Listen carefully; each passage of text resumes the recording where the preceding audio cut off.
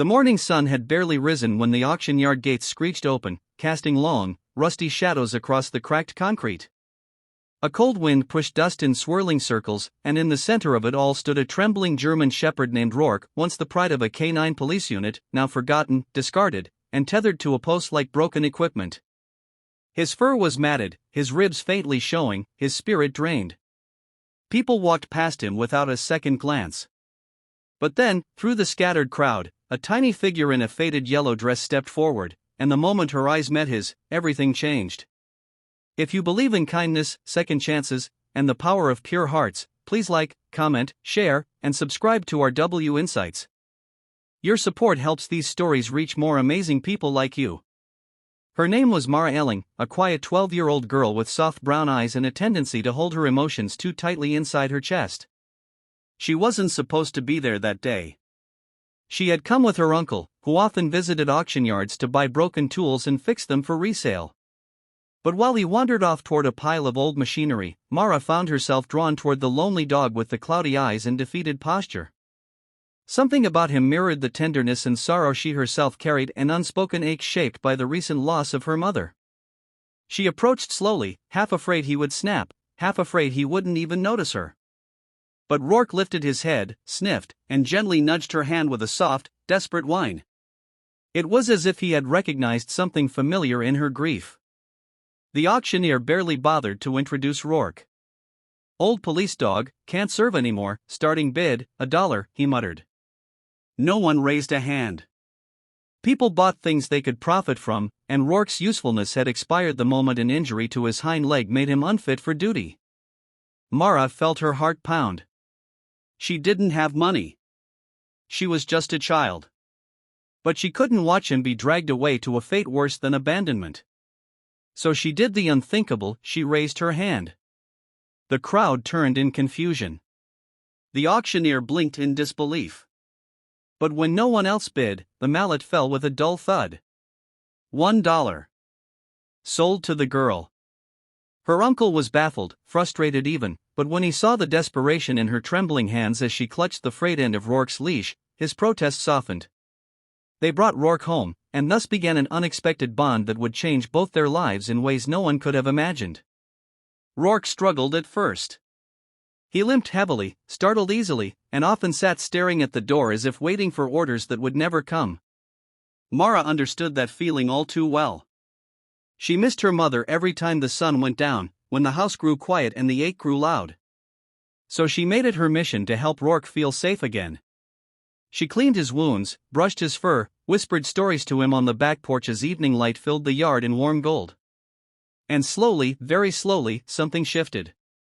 His tail began to wag again, faint and hesitant. He followed her around, resting his head on her knee when she cried. They healed in fragments together, one fragile day at a time.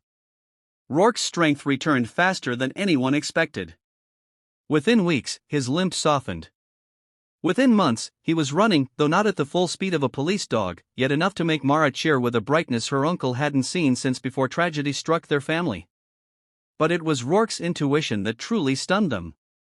He seemed to sense Mara's nightmares, nudging her awake before the terror overwhelmed her. He positioned himself between her and anything that frightened her. And later, when she began to smile more, laugh more, and step out into the world with less fear, the town noticed. One summer afternoon, Mara took Rourke along to the local park. Children played under the trees, parents chatted on benches, everything felt ordinary until a scream shattered the peace. A small boy had slipped near the lake, tumbling into the water where the muddy ground suddenly dipped deep. Panic surged. His mother froze, horrified. People shouted, but no one acted fast enough. Except Rourke. Before Mara could even call his name, Rourke bolted toward the water, leaping in with a powerful splash. His training surged back like fire in his veins. He fought the current, grabbed the boy's shirt gently but firmly, and guided him toward shore. Mara waded in, kneeling in the shallow edge as Rourke pushed the sobbing child into her arms. The park erupted in gasps and disbelief. A dog who had been sold for $1 had just saved a life. News spread quickly. The local newspaper printed a photo of Rourke sitting proudly beside Mara.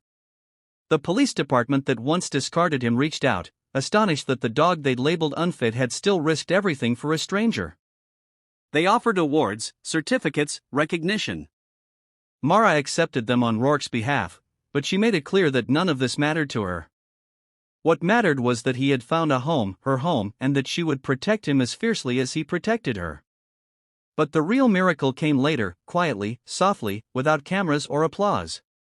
Mara's uncle watched as she slowly became herself again, gentle, hopeful, filled with a spark he feared might never return.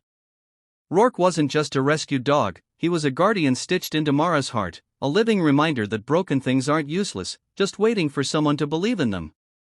And the town learned from Mara too. They saw how compassion, even from a child, could transform what the world had thrown away.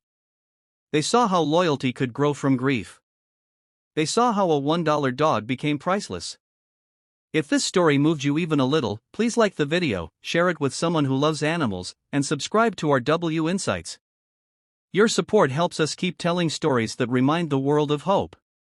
Before we end, here's a special request. Comment below with one word that describes how this story made you feel.